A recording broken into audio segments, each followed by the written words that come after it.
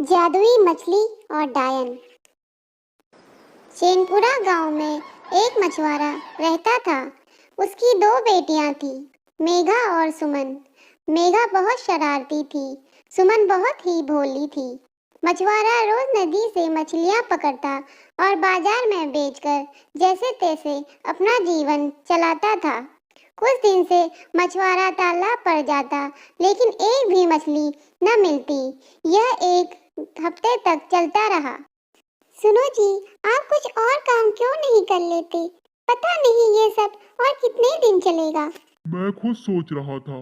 ऊपर से महेश से नए जाल के लिए पैसे भी लिए थे, वह भी लौटाने हैं। कुछ दिन बाद शायद वह आता ही होगा। कि बुरा वक्त आता है तो सब तरफ से आता है।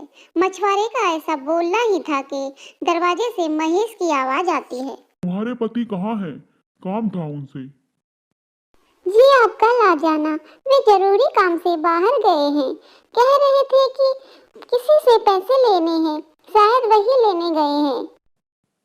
हाँ, उसने मुझे भी कुछ पैसे देने का वादा किया था, शायद वही लेने गया हो। ठीक है, मैं कल आता हूँ। ऐसा कहते ही वह दरवाजे से चला गया। पता नहीं किस्मत में ये क्यों लिखा है, समझ नहीं आता कि अब क्या करूँ। यह सब मछुआरे की दोनों बेटियां देख रही थी। वह अपनी माँ से अपने पिता का हाथ बटाने के लिए कहती हैं। नहीं बेटा, हम दोनों हैं ना, तुम अपनी पढ़ाई की तरफ ध्यान दो। अगर तुम पढ़ लिख कर कुछ बन गई तो ऐसे दिन से हमेशा के लिए छुटकारा मिल जाएगा। तुम पढ़ाई करो अपने मन लगाकर। मेघा, हम एक काम करते हैं, हम दोनों एक एक करके हर रोज पिताजी का जाल लेकर जाकर मछलियां पकड़ेंगी। जो मछलियां मिलेगी उसे घर के आंगन में बने तालाब में रख देंगे और कुछ दिन में सब माता पिता को बता देंगे।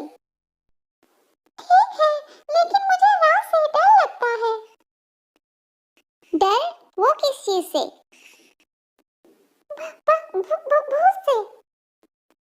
भूत भूत कुछ नहीं होता, यह सब डरावने किस्से हैं। चल सो जा, रात को उठना है। आज रात मैं जाऊंगी, कल तू जाना। ठीक है। रात होते ही मेघा पिता का जाल लेकर नदी के किनारे पहुंच जाती है और थोड़ी देर बाद कुछ मछलियां लेकर आती है और उसे आंगन में बने तालाब में डाल देती है। कुछ मिला? हाँ, कुछ मछलियां तो मिली हैं, लेकिन एक दो दिन तक और काम करते हैं तो फिर माता पिता को सारी बात बता देंगे। अगली रात सुमन भी वैसा ही करती है। वह जैसे ही जाल निकालती है तो अचानक एक चमकीली मछली उसकी जाल से छूटकर पानी में गिर जाती है। वह डर के मारे घर आती है और यह सब अपनी बहन मेघा को बताती है। मेघा, कहीं यह वही मछली तो नहीं जिसके बारे में दादी कहा करती थी? हाँ, हो सकता है, लेकिन अगर वह अब कोई भूत हुआ तो? चुप कर, कल रात देखती हूँ इस भूत को। अगली रात वह जैसे ही जाल डालती है, वह चमकती हुई चीज उसकी जाल में फंस जाती है।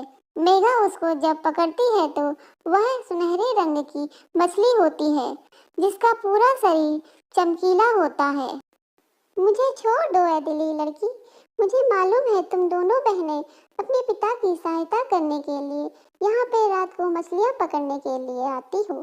मैं तुम्हारे पूरे तालाब को मछलियों से भर दूंगी, बस तुम मुझे छोड़ दो। मेघा मछली को छोड़ देती है और मछली घर के आंगन के तालाब को मछलियों से भर देती है। अगले दिन सुमन मेघा और अपने माता पिता को सारी बातें बताती है और उसके पिता आंगन में रखी मछलियों को बाजार में बेच देते हैं और महेश के पैसे सूद समेत लौटा देते हैं। अगले दिन जब वह दोनों बहनें मछली का धन्यवाद करने जाती हैं तो मछली रोते हुए कहती है कि ये सब कुछ जो हो रहा है उसका जिम्मेदार उस पहाड़ी में बैठी डायन है। डायन? हाँ, डायन। वह इस गांव की हवा में एक जहर मिला रही है जिसके चलते कोई भी आदमी अपने काम को ढंग से नहीं कर पाता। और अगर ऐसा ही चलता रहा तो एक दिन पूरा गांव खाली हो जाएगा और यह डायन इस गांव में अपना कब्जा कर लेगी। तुम फिक्र मत करो, मैं आज यह भी खत्म कर दूंगी। उस रात मेघा उस पहाड़ी पर रहने वाली डायन की गुफा में जाती है। जिस दिन यह गांव खाली होगा उस दिन मेरी शक्तियां और भी ताकतवर हो जाएंगी। फिक्र मत करो, तुम ऐसा कुछ नहीं कर पाओगी। मैं कल सुबह ही तुम्हें सरपंच के सामने ले जाऊंगी। सरपंच! सरपंच के सामने ले जाओगी? ऐसा कहते ही वह डायन मेघा को अपने जादू की छड़ी से पत्थर में बदल देती है और ऐसा करने पर जोर जोर से हंसती है। ये मुआ और मसूर की दाल आए मुझे पकड़ने। यह सब बोलते ही अचानक से तेज रोशनी आती है जो उस डायन को पत्थर में बदल देती है और मेघा को फिर से इंसान में बदल देती है।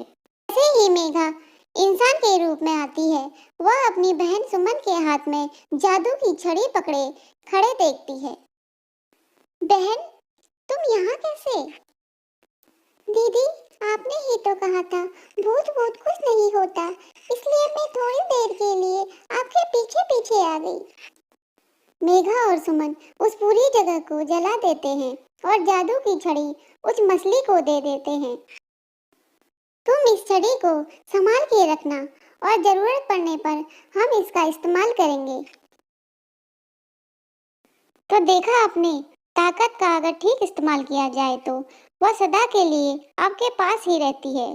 फिर मिलेंगे एक नई कहानी के साथ। वीडियो को लाइक शेयर सब्सक्राइब जरूर करें।